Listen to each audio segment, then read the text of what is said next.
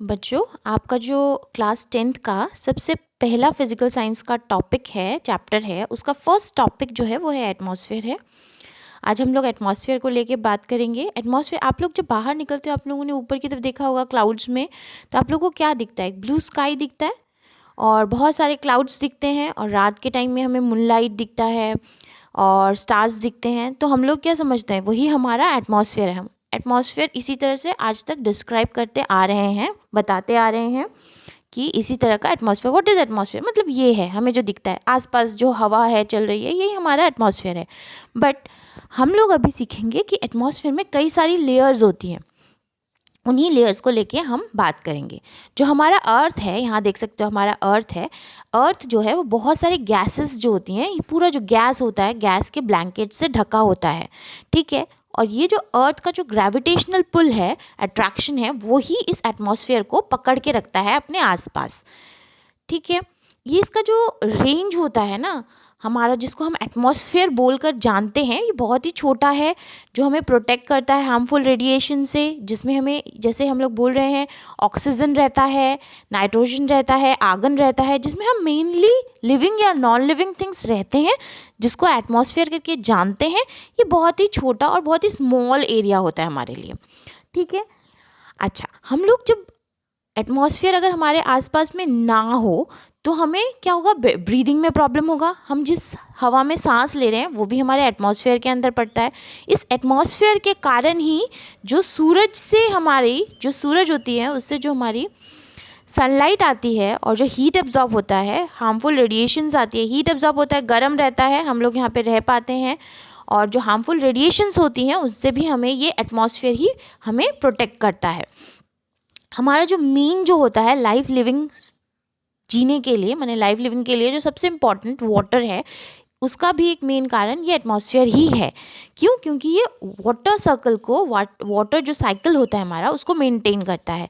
मतलब हमारा इवेपोरेशन, जो वाटर साइकिल है, गर्म होता है पानी, इवेपोरेट होता है, क्लाउड्स बनता है, क्लाउड से रेन होता है, ये सब हमारा एटमॉस्फेयर के अंदर ही होता है, ठीक है, जिसमें हम लोग सांस वगैरह लेते हैं। मॉडरेट क्लाइमेट जो है, रहने के लिए जो क्लाइमेट बनता है, वो भी हमारे इस एटमॉस्फेयर की वजह से ही बनता है। हम इस एटमॉस्फेयर की वजह से ही इस क्लाइमेट पे रह पाते हैं। हमारा जो मेन चीज़ है, जैसे मैंने बोला कि ये बहुत सारे लेयर्स में बटा होता है, लेकिन इन बटे होने की ना कोई बाउंड्री नहीं है कि यहाँ पे ये बाउंड्री खत्म हो जाती है, नेक्स्ट बाउंड्री यहाँ से शुरू होती है, फिर नेक्स्ट बाउंड्री यहाँ पे शुरू होती है। आप लोग जैसे यहाँ पे देख सकते हो, किलोमीटर्स में हर चीज़ को डिफाइन किया गया है। आप लोगों की बुक्स में या फिर दूसरी बुक्स में जाओगे तो देखोगे किलोमीटर्स जो होते हैं वो चेंज हो रहे हैं। तो ये फिक्स नहीं है, कोई ऐसे लाइन से डिस्क्राइब नहीं किया जा सकता कि ये खत्म हो गया, जैसे यहाँ पे ये खत्म हो गया फिर नेक्स्ट शुरू है, ऐसा नहीं होता है। कोई बाउंड्री लेवल नहीं है, अपने आप चलता है। और मेनली जो बाहर वाला एरिया है उसका तो कोई बाउंड्री है ही नहीं। तो हम लोग नेक्स्ट स्लाइड में जाते हैं। एटमॉस्फेयर, जिस चीज़ को हम जानते हैं एटमॉस्फेयर, जैसे आपको मैं बोल रही थी, ये बहुत ही स्मॉल होता है, हमारे हार्मफुल रेडिएशन से हमें ब्लॉक करता है। हमारा जो लिविंग सोर्स होता है, वाटर साइकिल, सब इसी में चलता है। हम इसी में ब्रीथ कर पाते हैं, आपको जैसे मैंने बताया था, ब्रीथ कर पाते हैं। हीट जो होता है इसी की वजह से हमें एब्जॉर्ब होता है इसमें, और हम इसमें रह पाते हैं। हार्मफुल रेडिएशन से हमें बचाता है। जो वाटर साइकिल होता है मेंटेन करता है, एज वेल एज क्लाइमेट को भी हमारे रहने लायक बनाता है। यहाँ पे आप लोगों की हिंदी में सब मेंशन किया हुआ है, आप लोग हिंदी में देख सकते हैं, यहाँ से रीड कर सकते हैं। मैं कन्वीनियंस के हिसाब से आपको बोल रही हूँ, आप लोग सब यहाँ से रीड कर सकते हैं। नेक्स्ट जो होता है, अब हमने बोला जो लेयर्स में बटा होता है, तो लेयर्स कितनी सारी लेयर्स होती हैं? 5 लेयर्स होती हैं। इसको हम बोलते हैं 5 लेयर होती है। ये जो हमारा होता है लेयर्स, वो 5 लेयर्स होती हैं, ठीक है। 5 लेयर कौन कौन सी होती है? Troposphere, stratosphere, mesosphere, thermosphere and exosphere. इसके सिवाय भी इनके बीच में कुछ लेयर्स होती हैं जो हम लोग बाद में बात करेंगे। हम लोग नेक्स्ट स्लाइड में जाते हैं। जैसे आप लोग देख सकते हो कि हम लोग यहाँ पे बोल रहे हैं ट्रोपोस्फियर, जो सबसे पहला जो होता है हमारा अर्थ के, जो सबसे पहला होता है वो होता है ट्रोपोस्फियर। उसके बाद आता है स्ट्रेटोस्फियर, उसके ऊपर जाते हैं मीजोस्फियर, उसके ऊपर थर्मोस्फियर, उसके ऊपर होता है एक्सोस्फियर। आप लोगों को बीच बीच में दिख रहा है कि कोई बाउंड्री नहीं है, जो वाइट कलर का दिख रहा है ये कोई बाउंड्री नहीं है, एकदम ही नहीं। ये जस्ट दो जो आपके लेवल्स है उनका एक मिक्स्ड एरिया है, ठीक है। तो हम लोग नेक्स्ट स्लाइड में जाएंगे और अब इन चीज़ों को इंडिविजुअली हम लोग एक्सप्लेन करेंगे। हम लोग सबसे पहले जो बोलना चाहते हैं वो है ट्रोपोस्फेयर के बारे में, जो हम लोग जिसमें हम रहते हैं, मेनली जिस पे सारा चीज़ें होता है उसके बारे में हम लोग बात करने वाले हैं। ये जो ट्रोपोस्फेयर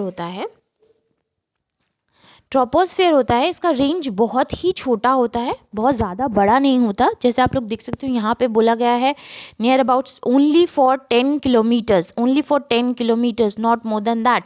तो ओनली फॉर 10 किलोमीटर्स होता है ये अबव द सी लेवल मतलब समुद्र के ऊपर, ग्राउंड लेवल से जब हम काउंट करते हैं तो ओनली 10 किलोमीटर्स को हम एटमॉस्फेयर यानी ट्रोपोस्फेयर के नाम से जानते हैं।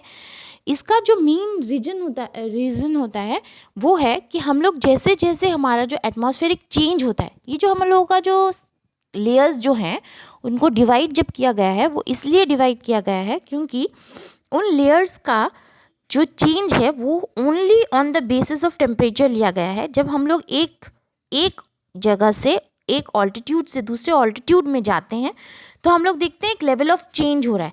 मतलब समझ लीजिए ये अर्थ है, जब ट्रोपोस्फेयर से स्ट्रेटोस्फेयर में जा रहे हैं तो एक टेम्परेचर का चेंज हम लोग देखते हैं, उसी के अकॉर्डिंग इस लेयर्स को डिवाइड किया गया है। अभी हम लोग ट्रोपोस्फेयर के बारे में बात कर रहे थे, ये बहुत ही छोटा है, ये 10 किलोमीटर्स तक है जैसे हमने बोला था अबव द सी लेवल। इसका जो इसके भी 2 पार्ट हैं आपके। एक जो नीचे वाला जो पार्ट होता है उसे हम कहते हैं बाउंड्री लेयर, और जो ऊपर वाला पार्ट होता है ट्रोपोस्फेयर का उसे हम कहते हैं ट्रोपोपॉज। ठीक है, ये जो ट्रोपोपॉज है ये आपका स्ट्रेटोस्फेयर के नीचे मिक्स होने वाला लेयर है। ठीक है, अच्छा, ये भी आपका जो टेम्परेचर चेंज है उसके ऊपर मेंटेन करके बनाया गया है। इसमें जो आप देख सकते हो हम लोगों ने जैसे बात किया था, इसका जो 75% जो है वो खाली एयर ही है, हवा है जिसमें हम लोग सांस वगैरह लेते हैं, और उसके बाद जो आता है वो है क्लाउड्स। इसका जो मेन जो पार्ट है वो है क्लाउड्स, के ऊपर जो हमें दिखाई देता है वो क्लाउड है। क्योंकि जो वाटर वेपर यहाँ से जैसे बारिश दिख रहा होगा आपको, जब बारिश हो रही है, जब ये बारिश ऊपर जाता है, क्योंकि टेम्परेचर चेंज होता है मतलब यहाँ जो होता है वो वार्म होता है, गर्म होता है, और ऊपर जाते जाते वो कोल्ड हो जाता है। क्योंकि वो कोल्ड हो जाता है इसीलिए आपका जो वाटर आता है, रेन के बाद जो वाटर जमा होता है और जो वेपराइज होता है वो जाके ऊपर क्लाउड्स के फॉर्म में फॉर्म हो जाता है। इसीलिए आपका 99% इसमें जो होता है वो वाटर वेपर होता है। आप लोगों ने देखा होगा, जब आप देखते हैं आप लोगों ने देखा होगा कि आपका जो एयर ड्रॉप है, रेन्स होते हैं, वो आपको विजिबल होती है थोड़ी हाइट के बाद। आप जैसे जैसे ऊपर जाओगे ट्रोपोस्फेयर में वो बहुत ही ज़्यादा ठंडा होना शुरू हो जाता है। उसके बाद आपका जो क्लाउड्स होते हैं वो कोल्ड होने की वजह से वो क्लाउड्स फॉर्म करते हैं, जिसे आपको बताया गया था। और जो आपका जो रीज़न है कि जो अर्थ होता है वो गर्म होता है, उसका मेन रीज़न ही यही है क्योंकि ये सनलाइट आ जाता है ट्रोपोस्फेयर में, सनलाइट को अब्जॉर्ब करता है, बट जो आपका हीट होता है उसको वो पेनिट्रेट यानी निकलने नहीं देता, वो अपने अंदर एब्जॉर्ब करके रखता है। इसीलिए जो अर्थ सरफेस होता है, जो अर्थ का जो सरफेस होता है वो बहुत ही गर्म होता है, बहुत ही गर्म इन द सेंस हमारे रहने लायक गर्म होता है एज़ कम्पेयर टू बाकी सारे लेयर्स के टेम्परेचर के अकॉर्डिंग। ठीक है, आप कह सकते हो इसका जो होता है आपका 15 डिग्री सेल्सियस से स्टार्ट होता है। ठीक है, उसके बाद जब ऐसे से हम ऊपर जाना शुरू करते हैं वो -56 डिग्री सेल्सियस तक चला जाता है। मतलब ऊपर जैसे जाओगे वैसे ही उतना ही ज़्यादा ठंडा हो जाता है, उतना ही ज़्यादा ठंडा होना शुरू हो जाता है। यहाँ पे आप लोगों को हिंदी में सब मेंशन जो बताया गया था वो सब यहाँ पे दिया हुआ है हिंदी में, ताकि आप लोगों को आसानी हो।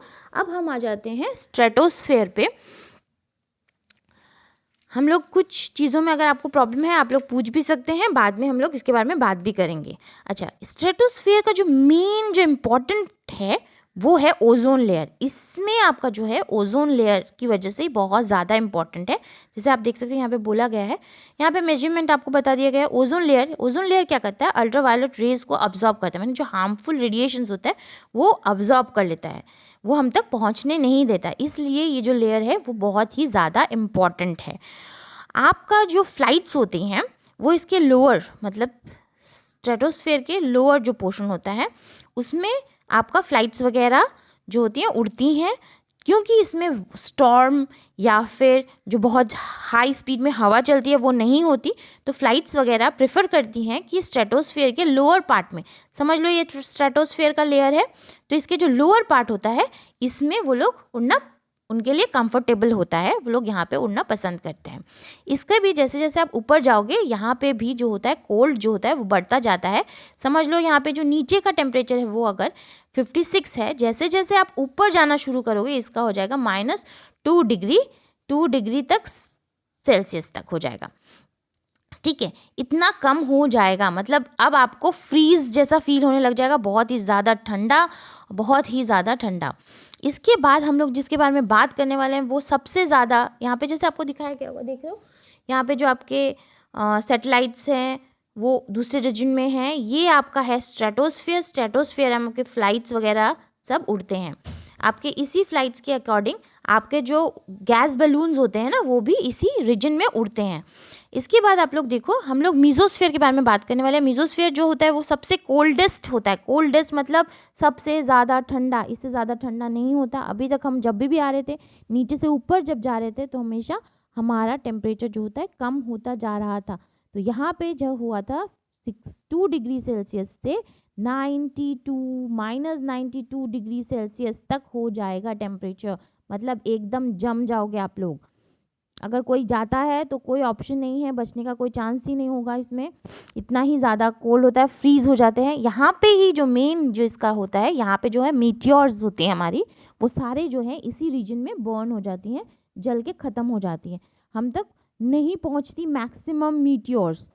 ठीक है, जो भी बर्निंग पोर्शन होता है, बर्निंग होता है मीटियोर्स का, वो सब इसी के अंदर वो लोग जलते हैं। ठीक है, इसके बाद आप लोग को यहाँ दिखाई दे होगा ये मीटियोर्स जलते हैं। ठीक है, यहाँ पे जलते हैं, आपके इस रीजन के अंदर जलते हैं। आप लोग जैसे जैसे यहाँ पे भी टेम्परेचर आप लोग देखिए ऑल्टीट्यूड के अकॉर्डिंग, किलोमीटर्स के अकॉर्डिंग इसको डिस्टिंग्विश किया गया है। तो हर उसके स्लाइड के बाद मैंने कोशिश की आप लोगों को एक पिक्चर देने की कि आपको समझ में आए। ओके, नेक्स्ट आता है आपका थर्मोस्फेयर। थर्मोस्फेयर में क्या होता है, ये बहुत ही थिन एक लेयर है, ज़्यादा मोटी नहीं है, बहुत ही पतली लेयर है। ये दो चीज़ों को टेम्परेचर ऑब्वियसली इस बाकी सब जगह से इसका जो टेम्परेचर होता है वो थोड़ा इंक्रीज़ हो जाता है। बाकी जैसे कोल्ड रहते हैं, लेकिन ये जो है अपना टेम्परेचर थोड़ा बाकी सब से बढ़ा देता है, मतलब ये थोड़ा गर्म होता है बाकी सब लेयर्स से। अभी हम ऊपर जब आ रहे थे तो सब ठंडा ठंडा ठंडा ठंडा होता जा रहा था, लेकिन अब अचानक से ये गर्म हो जाता है। ठीक है, as compare to previous layer. क्यों? क्योंकि ये दो तरह की जो होती है रेज उसको अब्जॉर्ब करती है, एक एक्स रेज, ठीक है, और एक होती है अल्ट्रावायलेट रेज। एनर्जी जो होती है वो ये अब्जॉर्ब करती है, जिसकी वजह से ये गर्म रहती है। जो हमारे जो मेन ये लेयर वेरी इंपॉर्टेंट क्यों है, क्योंकि आप इसमें जो है हमारे सैटेलाइट्स को देख पाएंगे, ऑरोरा और आपके जितने भी नॉर्दर्न लाइट्स हैं, साउदर्न लाइट्स हैं, हमारे सारे जो सैटेलाइट्स हैं वो इसी के अंदर, इसी लेयर के अंदर होती हैं यहाँ से। क्यों? क्योंकि इस लेयर के अंदर हमें रेडियो वेव जो होता है ट्रांसमिट करना बहुत ही ज़्यादा इजी होता है बाकी सब लेयर्स से। ओके, फिर हमारी लास्ट आती है एग्जॉस्फेयर। इसकी कोई बाउंड्री लेवल नहीं है जो हम लोग उसको सेपरेट कर पाए कि चलो ये एग्जॉस्फेयर है, इसके बाद हमारा आउटर स्पेस आता है, ऐसा नहीं है। इसका कोई बाउंड्री नहीं है, हम इसको बाउंड्री से डिफाइन नहीं कर सकते। ये लास्ट है। ठीक है, इसका जो मेन हवा होती है, हवा ना के बराबर होती है, बिल्कुल ही नहीं होती है। जो बची कुची हवा होती है वो दो पार्ट में वो लीक करती है। लीक कहाँ करती है? एक आउटर स्पेस में चली जाती है, समझ लो ये है इसका जो हवा होता है, दो पार्ट में लीक करता है, एक आउटर स्पेस में चला जाता है और एक जो पार्ट है वो अर्थ एटमॉस्फेयर के अंदर चला जाता है। तो इसमें बिल्कुल ना के मुकाबले हवा होती है। इसके बाद हम लोग एक टॉपिक के बारे में बोल रहे हैं, माने एक लेयर भी बोल सकते हैं, एक आयनोस्फेयर। ये आयनोस्फेयर अलग से आपको पढ़ा रहे हैं, आपकी बुक में छोटा सा एक टॉपिक मेंशन होगा जस्ट एक आइडिया देने के लिए। ये जो लेयर होता है ना वो आपके दो लेयर्स के बीच का है, एक है मीजोस्फेयर और एक है थर्मोस्फेयर। इसके बीच में आता है ये आयनोस्फेयर, इसके बीच में आता है आयनोस्फेयर। ये लेयर्स नहीं है, जस्ट एक मिक्सिंग ऑफ लेयर्स जो होते हैं उसका एक नया नाम है। ये जो चीज़ होती है आयनोस्फेयर, ये मेन इसमें क्या होता है, इसमें आयंस हमारे फॉर्म होते हैं। ये इंपॉर्टेंट इसलिए क्योंकि इसमें आयंस फॉर्म होते हैं। जो एनर्जी होती है वो एटम्स यानी पेरेंट जो एटम या मॉलिक्यूल होता है उसको जाके हिट करती है, उससे इलेक्ट्रॉन्स को बाहर निकालती हैं। जब आप नेक्स्ट क्लासेस में पढ़ोगे तो आपको समझ में आएगा जो एनर्जी होती है इन पेरेंट एटम या मॉलिक्यूल्स को हिट करती है और इसमें से इलेक्ट्रॉन्स को बाहर निकलती है, जिसकी वजह से आयंस फॉर्म होते हैं। इसीलिए इस लेयर का नाम आयनोस्फेयर दिया गया है, इस पार्ट का नाम आयनोस्फेयर दिया गया है। यहाँ पे देखो आपको फिर से सारा कुछ एक्सप्लेन किया गया है बच्चों। आपका कौन सा है, ट्रोपोस्फेयर पहला आता है जिसमें आपके गैस बलून्स छोड़े जाते हैं, आपके फ्लाइट्स वगैरह विजिबल होते हैं जब उतरते हैं तब। स्ट्रेटोस्फेयर में क्या होता है, गैस बलून्स उड़ते हैं, प्लेन उड़ते हैं क्योंकि इसका जो आपका स्टॉर्म्स वगैरह कम रहती हैं। अच्छा, मीटियोर्स कहाँ बनते हैं, मीजोस्फेयर में बर्न होता है। थर्मोस्फेयर में क्या होता है आपका, एक्सोस्फेयर में क्या होता है, सैटेलाइट्स वगैरह, रेडियो एक्टिव रेज वगैरह, सब कुछ यहाँ पे अलग से आप लोगों को मेंशन करके दिया गया है, आप लोगों को कंफर्टेबल हो इसलिए। अच्छा बच्चों, आपके यहाँ पे नीचे देखोगे एक बेल आइकन है, सब्सक्राइब बोल के लिखा है। अगर आप लोगों को लगता है कि वीडियोस आप लोगों को आपके टाइम के अकॉर्डिंग देखनी है तो मैं वीडियोस बहुत पहले ही पोस्ट कर देती हूँ, आप टाइम के अकॉर्डिंग यहाँ से देख सकते हो अपने टाइमिंग के अकॉर्डिंग। तो इसीलिए बेल आइकन या सब्सक्राइब को अगर करके रखोगे तो अपने टाइमिंग के अकॉर्डिंग आप वीडियोस को देख पाओगे, नहीं तो मैं ग्रुप में पोस्ट करूँगी अकॉर्डिंग टू द रूटीन। ठीक है, थैंक यू बच्चों।